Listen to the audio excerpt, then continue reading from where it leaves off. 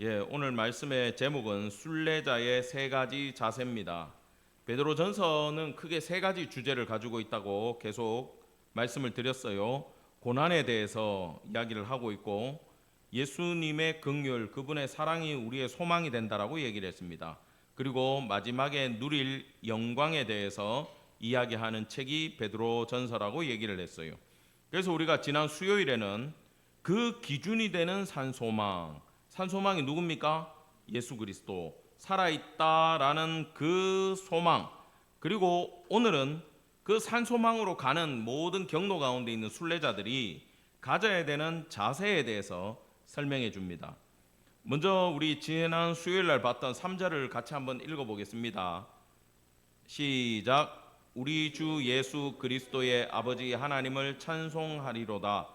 그의 많으신 긍휼대로 예수 그리스도를 죽은 자 가운데서 부활하게 하심으로 말미암아 우리를 거듭나게 하사 산소망이 있게 하시며.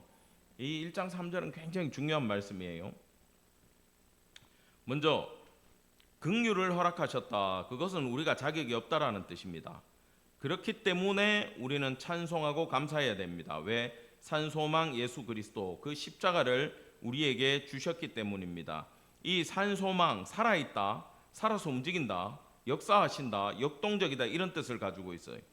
그리고 이 소망에 대해서 우리가 알아야 되는데, 이 소망은요, 십자가에서 출발해 가지고 영생까지 가는 길을 이야기하는 그런 뜻을 가지고 있어요.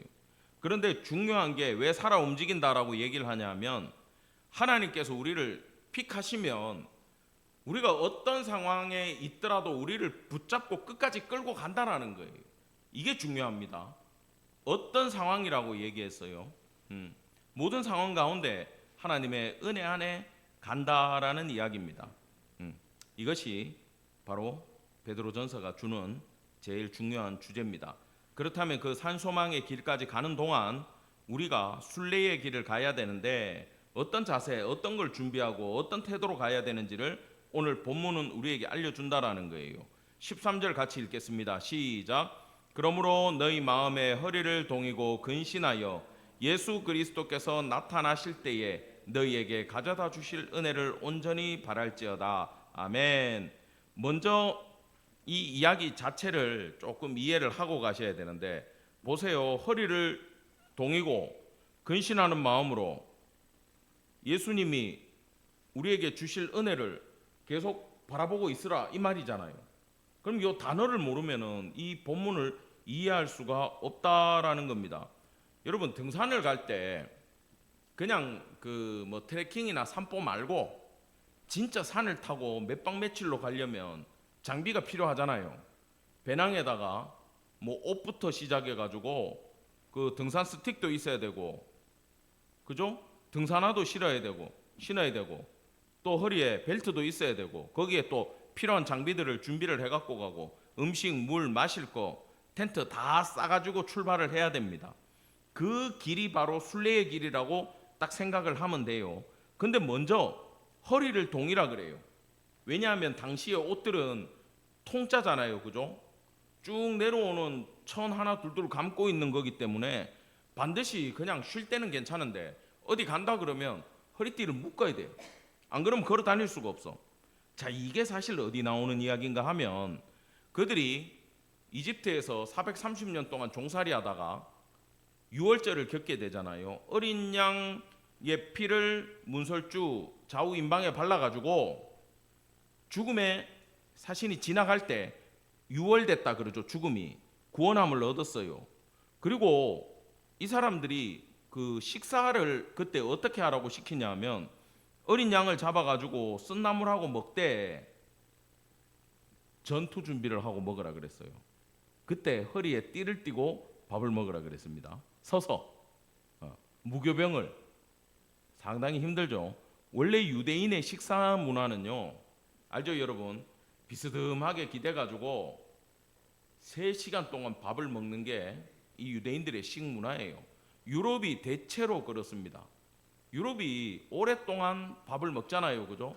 점심시간을 몇 시간을 주기 때문에 퇴근 시간도 굉장히 길어진다 그래요.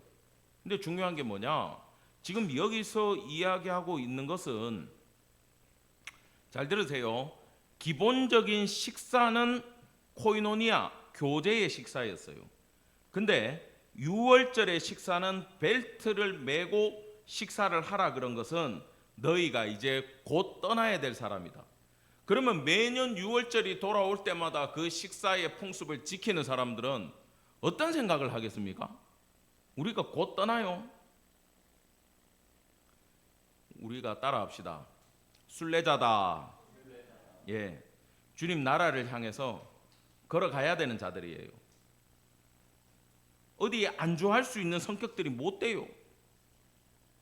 근데 우리는 이 땅에 자꾸 마음을 두고 살아가려고 해요.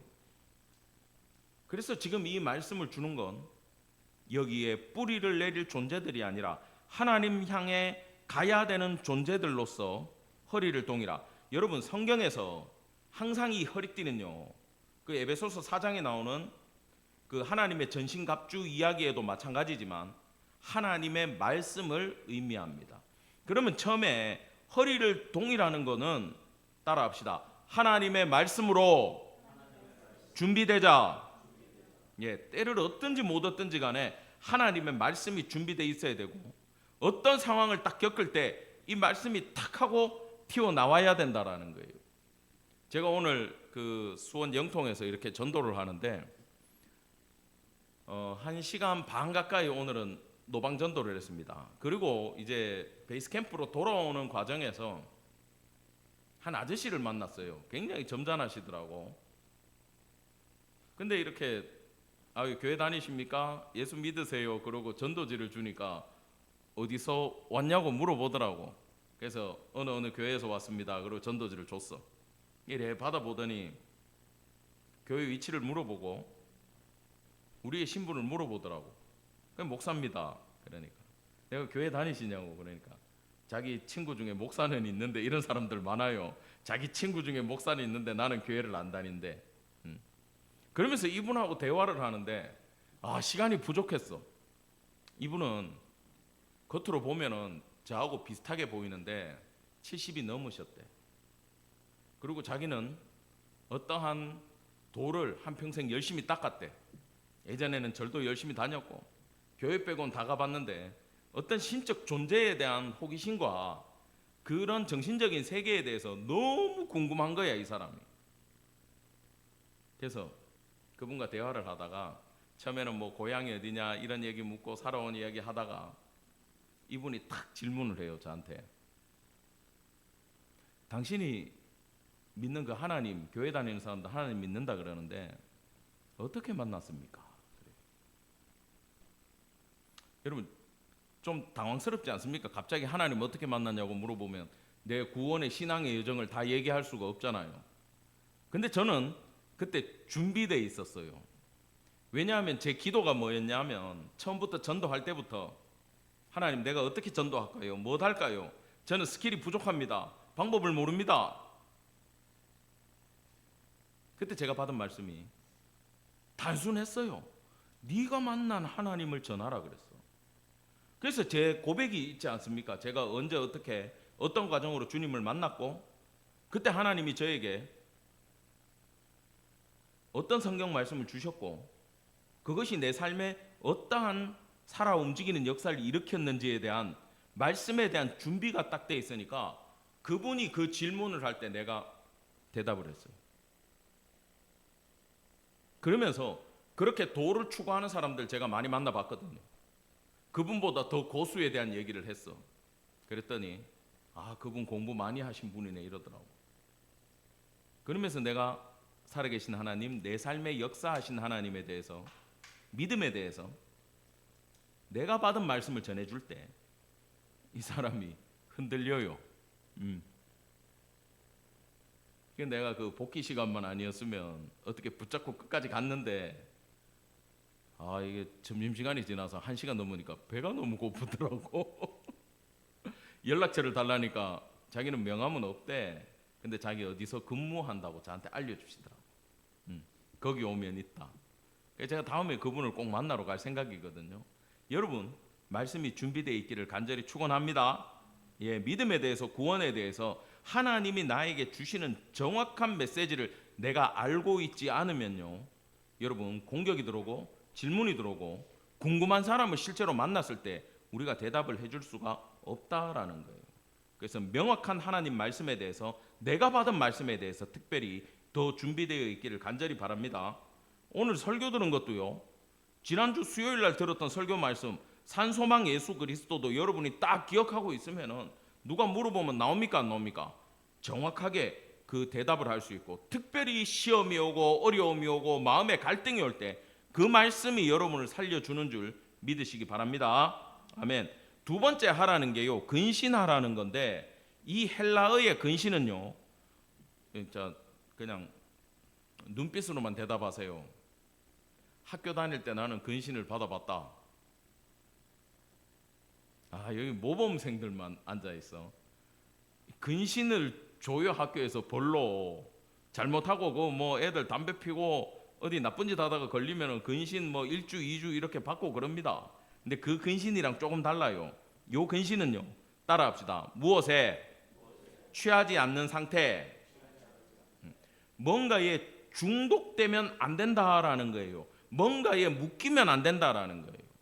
여러분 취미도요, 과하면요 묶여요. 맨날 그 생각만 하게 돼. 이게 순례자에게는 어울리지 않다라는 겁니다. 여러분 운동 좋아하는 사람도 어디 뭐 수영이나 이런 거에 한번 빠져들면 옆에서 보면 미친 거 안 같아요? 살짝 거기에 맛이 간 것 같아. 야, 이걸 열정이라고 봐야 되나?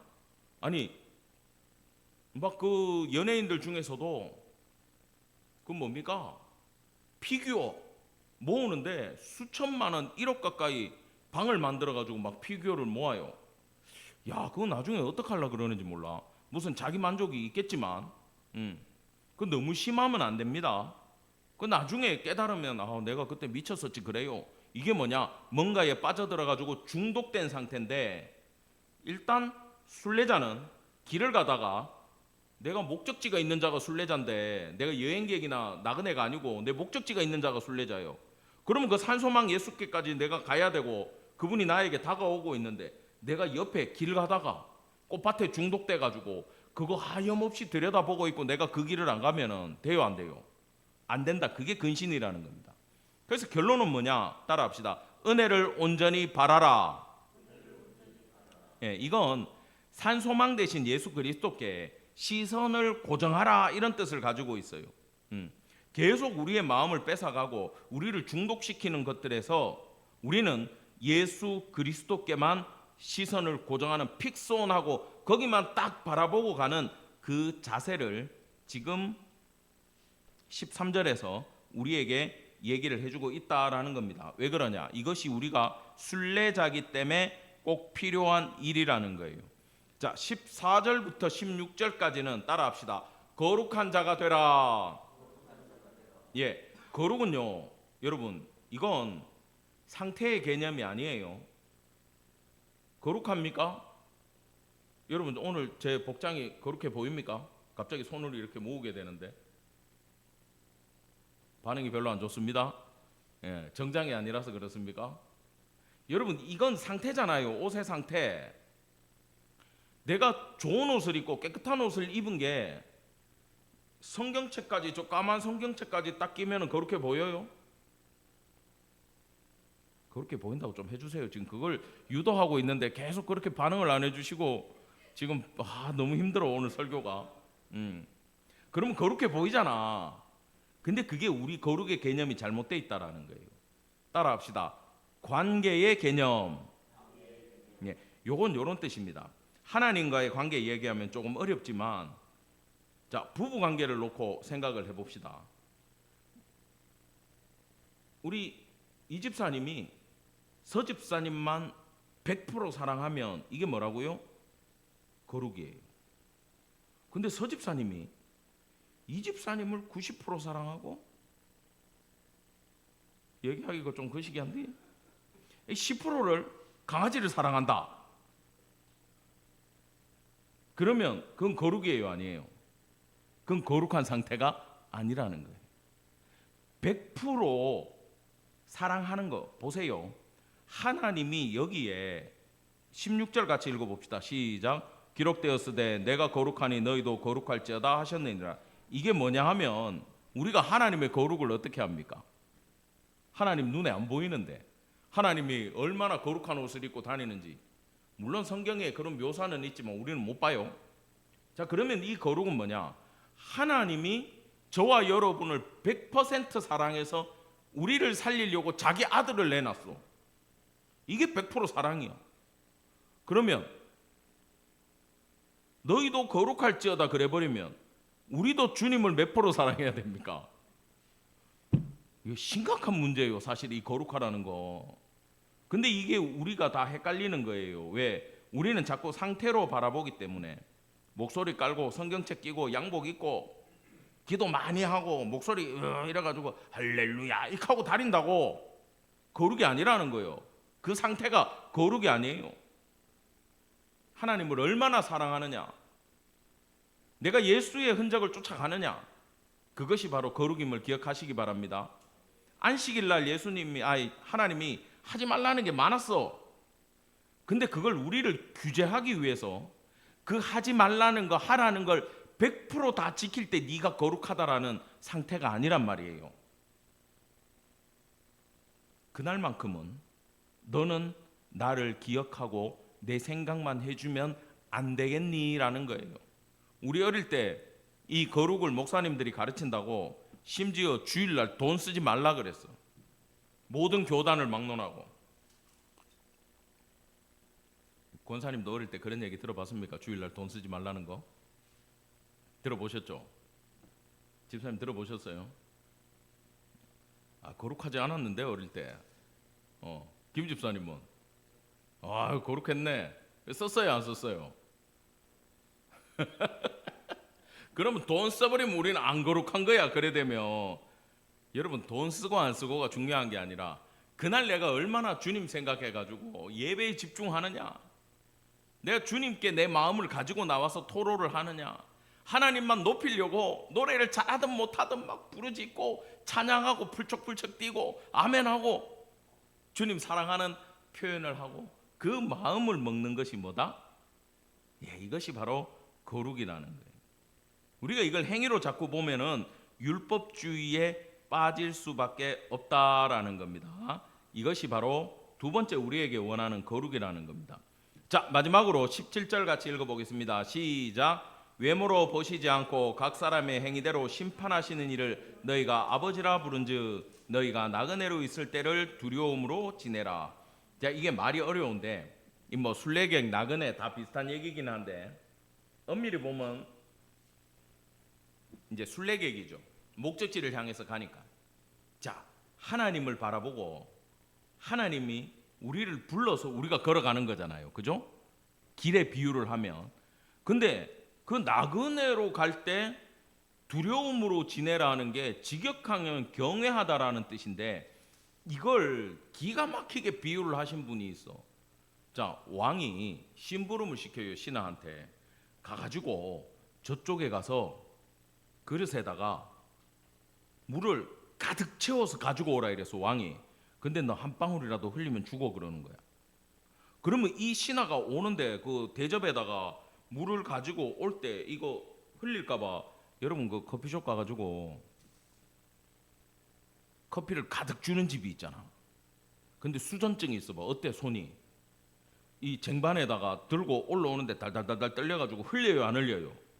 근데 이거 흘려갖고 오면 와이프가 만약에 바가지 끓는 와이프다. 그것도 하나 못 가지고 오냐고 막 잔소리하는 사람이다. 그러면 욕 안 먹으려고 어떻게 갖고 와야 돼?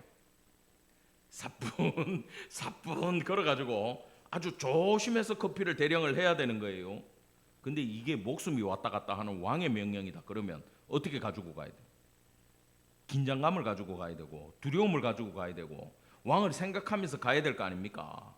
왕한테 가는데 물 들고 가다가 옆에 맛있는 빵이 보이면 그거 한참 쳐다보고 몇 방울 흘리고 저쪽에 또 잘생긴 사람, 이쁜 사람 지나가면 그거 쳐다보다가 흘리고 질질 흘리고 가지고 가면 아내나 왕이나 가만히 있겠어요? 어떻게 되겠어요? 그거 하나 못 가지고 오냐고 난리를 치겠지. 근데 여기서 이 그릇에 담아 가야 되는 게 커피가 아니고 뭐냐 하면 따라합시다. 복음, 믿음, 이걸 말하고 있는 거예요. 이걸 하여튼 바울이 기가 막혀 디모데에게 이렇게 얘기했어요. 4장 6, 7절에서 전제와 같이 내가 벌써 부어지고 나의 떠날 시각이 가까웠도다. 이제 주님 나라 갈 날을 앞두고 한 얘기입니다. 나는 선한 싸움을 싸우고 나의 달려갈 길을 마치고 믿음을 지켰으니, 여기에 믿음을 지켰으니가 내가 그 그릇에 왕 앞에 이걸 가지고 가는데 내가 경외함으로 두려움으로 믿음을 복음을 담아서 내가 하나도 훼손시키지 않고 끝까지 지켜냈다 이 뜻입니다. 사랑하는 성도 여러분, 순례의 길을 갈 때 마지막으로 우리가 기억해야 되는 게 예수 그리스도가 나의 구주 대신 십자가에서 나를 위해 죽으셨고 부활하셨고 영접하는 자들에게 자녀가 되는 권세를 주신 그 복음 진리를 하나도 훼손하거나 혼란이 오거나 미혹당하지 않고 끝까지 지키는 행위를 뭐라 그런다고요? 두려움으로 나그네의 길을 간다라고 오늘 베드로전서 1장 17절에서 우리에게 이야기해주고 있습니다. 자, 오늘 말씀을 결론 짓겠습니다. 여러분, 은혜를 온전히 바라길 간절히 축원합니다. 시선 뺏기지 말고 세상 것에 눈 돌리지 말고 하나님 말씀으로 허리를 동이는 성도 되기를 바랍니다. 두 번째, 거룩하기를 원합니다. 이 거룩은 상태가 아니라 주님만 100% 사랑하는 관계의 개념임을 이해를 하시고 하나님 더욱더 사랑하고 하나님이 날 사랑한 것만큼 우리는 못 따라가지만 최선을 다해 사랑하는 성도 되기를 바랍니다. 마지막으로 이 복음의 진리를 지키기 위해서 여러분들 그 어떤 이단 사이비의 공격에도 굴하지 말고 여러분의 신앙을 끝까지 지켜내는 임마누엘 성도 다 되기를 간절히 원합니다. 기도하겠습니다. 주님, 은혜를 감사드립니다. 오늘 밤 우리가 주님 앞에 엎드리기 위해 나왔습니다. 특별히 이 말씀 기억하며 주님 100% 사랑하며 세상에 눈 돌리지 아니하고 말씀과 복음과 진리에 우리가 초점을 맞추고 걸어가기를 원하오니 아버지여, 성령의 능력으로 붙들어 주시고 하나님의 은혜 경험하는 성도 다 될 수 있도록 복의 복을 허락하여 주시옵소서. 병환 중에 계신 우리 이재현 집사님, 하나님의 긍휼하심을 원합니다. 주님의 사랑과 치유의 손길을 기다립니다. 아버지여, 찾아가 주셔서 일으키시고 보호하여 주시옵소서. 감사드리며 우리 구주 예수 그리스도 이름 받들어 간절히 기도드렸습니다. 아멘.